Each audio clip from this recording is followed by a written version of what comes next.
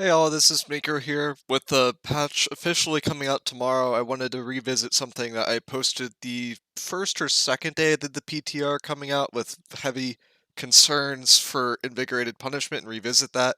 So Invigorated Punishment is basically it does 2% damage per buff that you have. And with the changes to Fortify, in a lot of circumstances, Fortify either does nothing or becomes a debuff, depending on how much Fortify you're actually applying to yourself. There are some considerations with this. Is it intended? Is it not intended? I am leaning towards it's not intended because this should have been scaled to compensate for the Fortify values, because it doesn't make sense from a game design perspective to apply a Fortify to yourself and that actually doesn't make you take more damage and it doesn't make you take less damage, or in some cases you actually take more damage while putting a Fortify on yourself. And I wanted to go through all these perks and explain why what perks that you need to avoid depending on what armor class. This mostly affects light players, so I put out that calculator yesterday, and from that calculator I went over how there is a slope that's involved with the new fortifies that is constant. This is the fortify that you need depending on your class to overcome Invigorated Punishment. The big thing you see here is in light, you need above 9% fortify, 9.5% fortify for the fortified to even do something. And if you have something like that has 10% fortify, which is most things in the game, then you're only getting 0.5 fortify, which basically means you're not really going to be any tankier. From a light perspective, this is like changing like maybe 1,000 damage into like 1,017 damage. Like the fortify did literally nothing, and it's not worth considering to run that overall. And I went through every perk in the game here, and I want to go through that and just every perk basically. So Shirking Fort, if you have 1-piece Shirking Fort, no matter what class you're running, it's going to be a debuff to you. If you have 2-piece Shirking Fort and light, it's going to be a debuff to you. 3-piece Shirking Fort is fine. Aversion is completely fine because it doesn't count as an actual buff on your bar. Conditioning is fine no matter what because it's old Fortify. Sturdy Fortification, which is something that a lot of shield players run, that's going to be debuff if you only have 1 stack of it. If you have 2 stacks of it, it's going to be debuff in light, otherwise it won't be a debuff.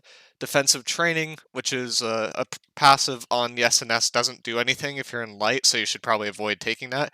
It's like basically net neutral, which is why I put this as yellow, because it's the combination of green and red, little color theory or whatever. Everything else, it's a good perk. Fortify Whirlwind, if you have 1 stack, it's going to be a debuff in light, it won't be a debuff elsewhere. With Great Axe in particular, the debuff stuff matters a lot less, because if you're running Maulers, each one of those individual stacks will count as a debuff. This is the same thing for Shirking and Power. Each one of those individual stacks counts, each one of those individual stacks counts as a buff, which the Invig will work against. So the funny part about Maulers is it gives you 30% in power, but you're basically for every 3 in power that you're getting, you're gonna take 2% more damage. So effectively, you're getting like 1% net in power, which is a little funny. It's like a little bit of a berserk kind of moment that a lot of people didn't think about before, but has kind of come more to my attention now. And that's something you also have to think about with something like Shirking and Power, because you're going to get 4% extra damage per buff, but then you're going to also take 2% extra damage. So it doesn't make a lot of sense to run that perk in some circumstances because of that. Unyielding is a thing that you can get that's 10% fortified. Basically, all these ones with the yellow at the top are just 10% fortified perks that you need to avoid. Roaring Rupture, if you only get 1 stack of it, is a debuff in light, but if you get multiple stacks, it's not. So that's something for Greatsword users. If you're running Greatsword in light, you probably shouldn't be using that perk. There's a lot more yellow ones in here that I don't want to read them all, but Fortify Perforate, that's a big one that's going to be used next patch. For using that in light, you're not helping yourself. I would recommend not running that perk. It's actually like basically not useful to run that perk. There's some passives in here too, like Outnumbered is a passive that you have that will give you Fortify, and if you run that in light, it's not going to do anything. It's like it's a completely wasted slot basically, because you're gaining 10% fort, but you need 9.5% fort to overcome aversion, or sorry, to overcome Invigorated Punishment. So why would you run that? It doesn't really make a lot of sense. Unbreakable Focus, that's a bow passive. A lot of bow players are light players, and that bow passive now is a complete waste of a slot. Fortify Aggression is a blunderbuss perk where if someone is within 10 meters or within 2 meters and you shoot them, you get 10% Fortify, and light, that is a complete waste for a slot. On a roll, no matter what class you're playing, is an active debuff to you and will make you take more damage, even in heavy. This was really funny to discover on the PTR once we discovered it. Like, we had a big laugh because that just does not make any sense at all. This is because each one of those 3% stacks or 3% fortify that you get counts as a separate buff and are not combined into one buff.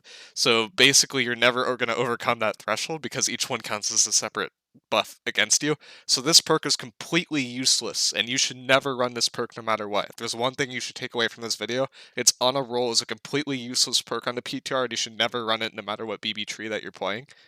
Let It Burn is net neutral, Orb of Protection is net neutral in light, but is good for everything else. It's still not, like, when I'm saying these are good for everything else, they're still not really doing a lot, because all those old Fortify values that I calculated, which I'll pull up the sheet in a second here, but those values that I calculated, you have to subtract 2 off of them, basically, in order for this to make sense. So if you're saying you're applying 20% or you're applying 10% new fortify to yourself and you get like this 1.1% tankier, this is actually like 0.1% tankier basically in light, because you have to subtract 2 from this for the invig, and that applies across the board here. The heavy SNS is a little bit different because it has a version built in, so you're inherently more tanky. But for most things, like, it does not make sense to run something with a 10% fortify, because like even in medium, if you're running something with a 10% fortify, you're going to gain 1% more HP. Like, do you really want to use a whole perk slot for 1% more HP? Like, probably not. It's not like awful, but it's just like not great. So there's like a lot of circumstances with the fortify itself due to Invigorated Punishment, where you either have to accept, hey, I'm going to take 16% more damage, I'm not going to play around as Invigorated Punishment. But at that point, if you actually look at the readme that I wrote on here, you are basically going down in armor class if you choose to not play around this. And if you're going down in armor class, then you're just going to, you're just going to inherently take more damage no matter what you're doing. So I don't think it makes a lot of sense to do that. So if you want to play around this is where it kind of comes full circle. The end of the last video, I said Shirking Fort is not necessarily bad in medium and heavy. I still don't think it's that bad because it only counts as 1 buff, but Fortify in general is something that you should be generally avoiding to use on your next patch. If you could choose between, like, say 10% damage or 20% Fortify, I would choose the 10% damage next patch. It's just strictly better in terms of getting more value out of your kit. Stuff will be a lot more offensively focused, except for SNS. SNS actually got buffed in terms of how survivable it was across the board, and then they also fixed bugs where Detonate was basically going through everything and doing incredible amounts of damage, which I definitely noticed. So SNS is just going to be crazy, but for everything else, just avoid trying to take Fortify perks because it will actually cause you to basically waste a slot, waste some gear slots in general, or just not be worth it. And if you're running some sort of setup where you're running like 2 or 3 Shirking Fort, like, don't do that. It's never worth it next patch. You need to either full commit to the Shirking Fort, or you need to not run the Shirking Fort. If you're a bruiser that's considering like, hey, maybe I want to run 3 Shirking Fort, 4 Shirking Fort, like, don't do that. Run 3 or 4 version at that point, because of Invigorated Punishment, you're going to end up not actually getting that much out of it. So if you had something like 3 Shirking Fort, this is like that same setup here where you're basically at 10% new fortify, that you're going to basically gain 1% fortify for running 3 perk slots to counter one thing.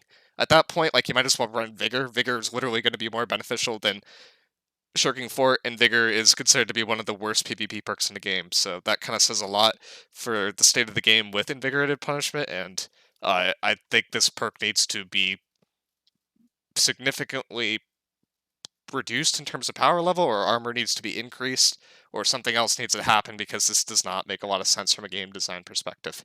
And with that, I'll leave you guys and see you guys in the next video.